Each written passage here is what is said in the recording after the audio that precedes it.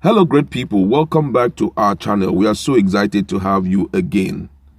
Due to some reasons best known to some groups, or some reasons which I consider to be very obvious, some groups have decided to consider secession. For example, one of the longest among them is IPOB, which is traceable to the southeast.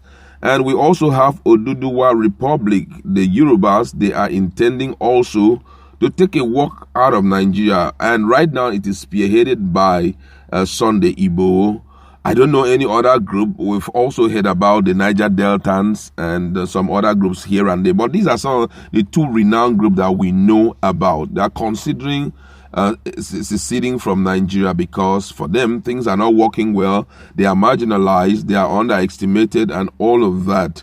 A renowned cleric has decided to send a strong message to them, and that's why I want you to listen to the message he's sending out to this key secessionist group.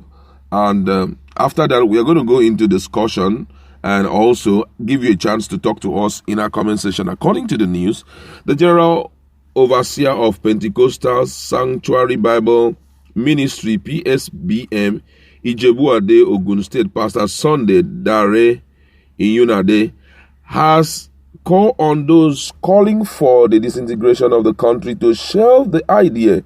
Rather, they should work for the unity and progress of the country. Iyunade said any part of the country that attempts to secede from the country would do so at its own peril, saying that God has not approved such a move. The man of God stated this as part of the prophecy for the country while addressing newsmen in Ijebu-Ade as part of activities to mark the 25th anniversary of the church and the 19th annual convention slated to hold between March Sunday 21st to March 28th. He explained that God revealed to him that if any tribe, be it Igbo, Yoruba, or Hausa, tries to break away, their places of abode will become history. The cleric argued that the strength of Nigeria lies in its unity in diversity, adding that the country is better as a one united nation than being divided. In his view, the agitation for the breakup of Nigeria will only spell doom for the country and those behind the idea, saying any group or region that attempts to secede is fighting a losing battle. On the state of the nation, the man of God called on President Muhammadu Buhari to fight insecurity, corruption, and other challenges confronting the country with all the seriousness they deserve. He said, and I quote his word, he said, the war of security of the country has fallen.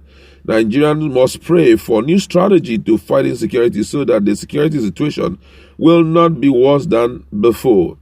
According to him, the solution to the country's problem lies in prayer, saying Nigerians, irrespective of their religious affiliation, must pray to God for divine intervention. The popular pastor warned that the All Progressive Congress APC may disintegrate if the leadership of the party fail to correct their errors and fulfill their campaign promises to Nigerians. He noted that for APC to avert the looming crisis, the party must do the will of the people, otherwise Nigerians may turn against the party. And this, according to the cleric, may lead to the end of the party. During the APC campaign in 2015, they made a pronouncement that they should be driven away with stones if they fail to perform. I foresee that their words may come to pass, the cleric said.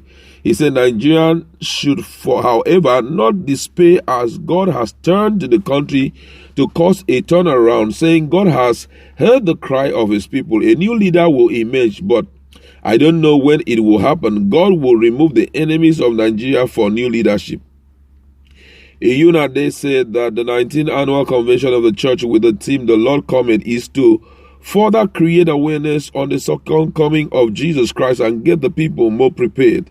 He said as part of activities marking the 25th year anniversary of the church is also donating one collapsible ambulance stretcher and 2 electronic suction machine to the Ijebu-Ade State Hospital, a 3.5 kVA generator to the School for Physical Challenge, as well as on 1 guitar, trumpet, carton of soap, toothbrushes, toothpaste, among others, to the correctional home, Ijebu-Ade.